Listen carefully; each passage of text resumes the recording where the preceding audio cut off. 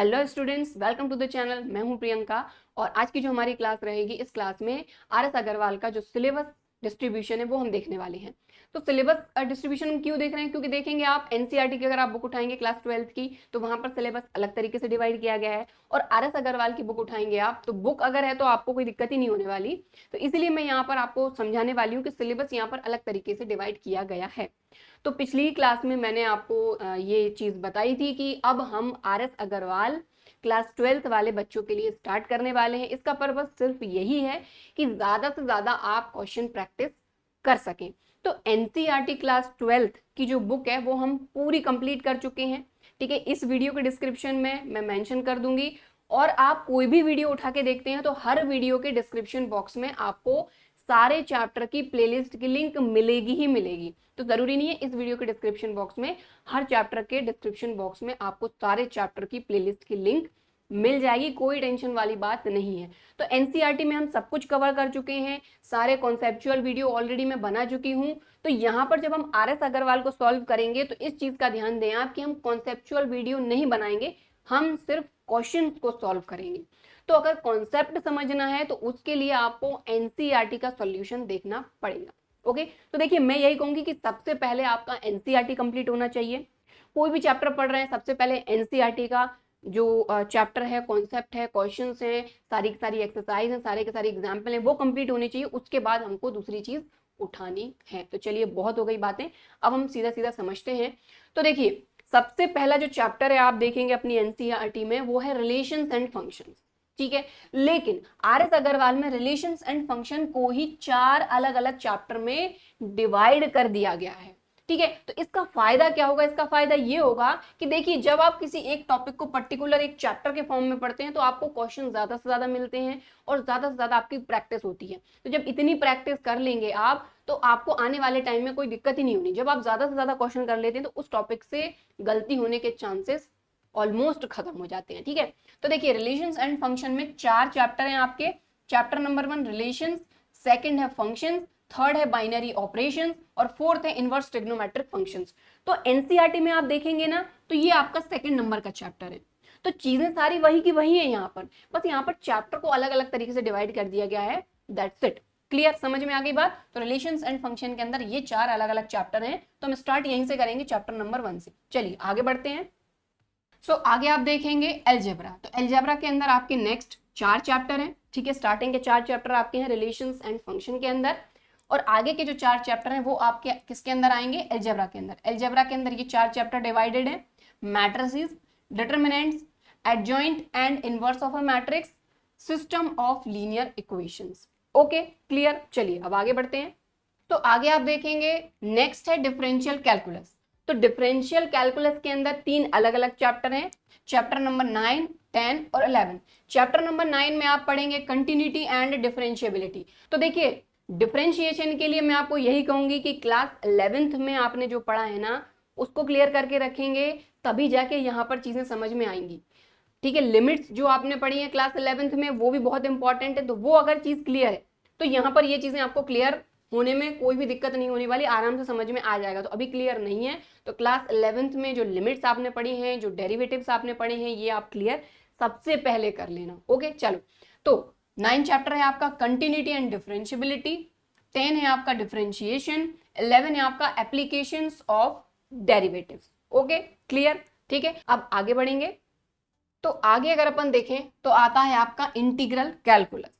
तो integral calculus आपका favourite topic हो सकता है अगर डेरिवेटिव आपका क्लियर है, क्योंकि इसके लिए डेरिवेटिव जरूर लगता है। तो डिफरेंशिएशन जो है, अगर डिफरेंशिएशन क्लियर है ना, तो इंटीग्रेशन आपको बिल्कुल आराम से समझ में आ जाएगा।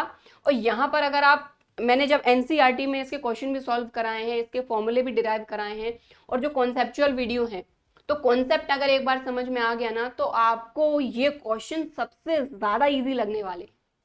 जनरली कई स्टूडेंट्स ऐसे होते हैं जिनको डिफरेंशिएशन इंटीग्रेशन थोड़ा सा टफ लगता है, बट मैं आपको ये कह रही हूँ कि ये जो टॉपिक है ना, ये सबसे ज्यादा इजी हो सकते हैं अगर आप सिस्टमैटिक पढ़ें, बिल्कुल लाइन से एक एक चीज को पढ़ें और क्वेश्चंस की प्रैक्टिस करें। तो यहाँ पर सबसे ज्यादा प्रैक्टिस की जरूरत होती है। और अगर आप देखें तो हमने जब एनसीईआरटी में किया है ना, तो ये एक ही चैप्टर के अंदर अलग अलग टॉपिक्स हैं, बट RS अग्रवाल में आप देखें तो इन टॉपिक्स को एक पर्टिकुलर अलग चैप्टर डिफाइन किया गया है। इससे क्या होगा कि भाई अगर इनडेफिनिट इंटीग्रल आपको पढ़ना है तो इसके लिए अलग से आपको कई सारे क्वेश्चन मिलेंगे सॉल्व करने के लिए, तो आपकी ज्यादा से ज्यादा प्रैक्टिस होगी।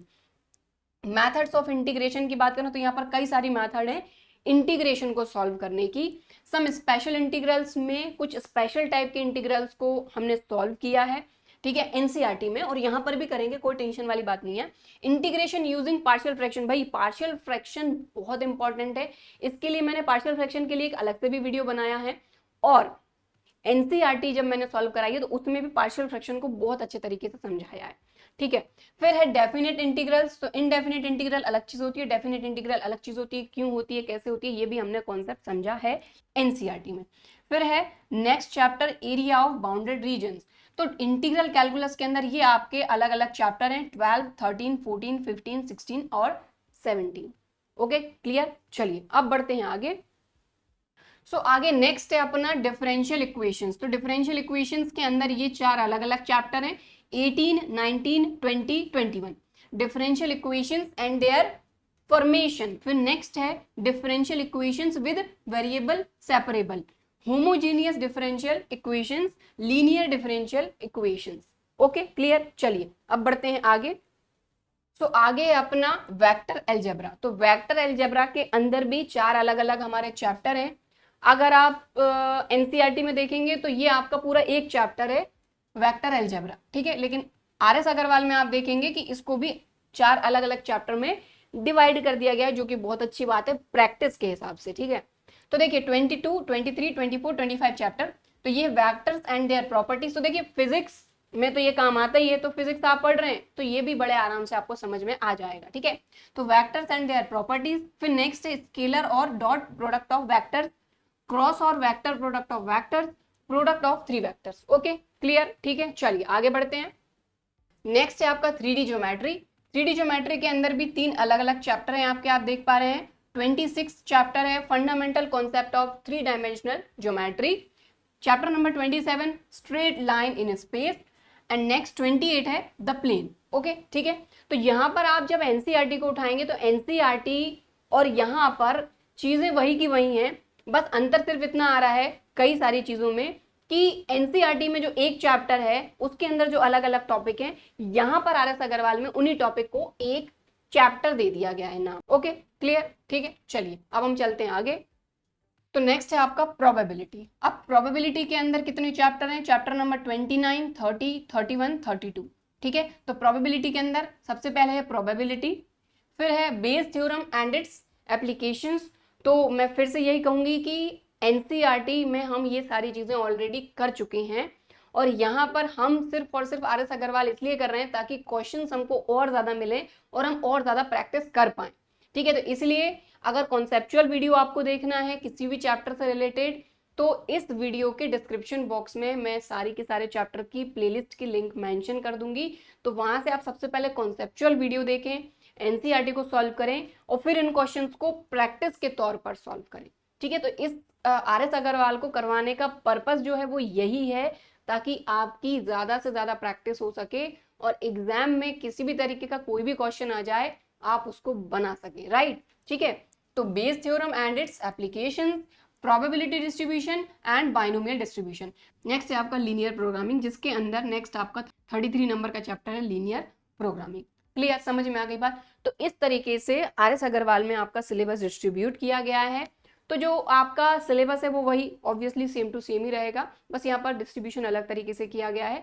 तो जैसा कि मैं आपको बता चुकी हूँ कि आरएस अग्रवाल हम क्यों कर रहे हैं, सिर्फ प्रैक्टिस के लिए। तो कॉन्सेप्चुअल वीडियो ऑलरेडी अपलोडेड है चैनल पर, एनसीईआरटी में मैं सारे कॉन्सेप्चुअल वीडियो भी मैंने अपलोड किए हुए हैं, और आपकी एक्सरसाइज भी कंप्लीट है, यानी एनसीईआरटी पूरा कंप्लीट है अपना। यहाँ पर हम सिर्फ क्वेश्चन करेंगे कॉन्सेप्ट के लिए। वीडियो के डिस्क्रिप्शन बॉक्स में मैं लिंक मेंशन कर दूंगी, तो वहाँ से आप जो भी चैप्टर आप पढ़ रहे हैं वो पढ़ सकते हैं, और यहाँ पर मैं प्रैक्टिस कराऊंगी आरएस अग्रवाल के सारे जो हमारे अनसॉल्व्ड क्वेश्चन हैं उनको हम सॉल्व करेंगे और प्रैक्टिस करेंगे। तो आपको करना क्या है, हम अगली क्लास में हमारा चैप्टर नंबर 1 स्टार्ट करेंगे, ठीक है, और एक्सरसाइज स्टार्ट करेंगे। उसके लिए ज़रूरी क्या है कि एनसीईआरटी में जो कॉन्सेप्चुअल वीडियो मैंने बनाए हैं यानी इंट्रोडक्शन वीडियो बनाए हैं वो आप देख लेंगे, और यहाँ पर हम आगे के क्वेश्चन की प्रैक्टिस करेंगे। ठीक है, तो कॉन्सेप्ट पता होगा तभी तो क्वेश्चन कर पाएंगे ना भाई। तो इसीलिए तो सबसे पहले आप एनसीईआरटी जो है उससे चैप्टर नंबर 1 के कॉन्सेप्चुअल वीडियो देख लीजिए, एनसीईआरटी के क्वेश्चन सॉल्व कर लीजिए, उसके बाद यहाँ पर आप मेरे साथ प्रैक्टिस करिए। ओके, ठीक है। सो आई होप कि आपको सिलेबस समझ में आया होगा। खैर सिलेबस में ऐसा समझने लायक कुछ था नहीं, बट फिर भी मुझे ये लगा कि शायद एनसीईआरटी में अलग तरीके से डिस्ट्रीब्यूशन है, यहाँ पर अलग है, तो आप कंफ्यूज होंगे। इससे बेटर एक बार मैं आपको बता दूं और फिर हम हमारी आरएस अग्रवाल का जो सोल्यूशन है वो स्टार्ट करेंगे। ठीक है, तो अगर वीडियो पसंद आता है तो लाइक जरूर करना है, चैनल सब्सक्राइब नहीं किया है तो सब्सक्राइब करना है और शेयर जरूर करना है अपने दोस्तों के साथ, क्योंकि हम आरएस अग्रवाल का सॉल्यूशन स्टार्ट करने वाले हैं। तो चलिए फिर मिलते हैं अगले वीडियो में, तब तक के लिए बाय एंड थैंक यू।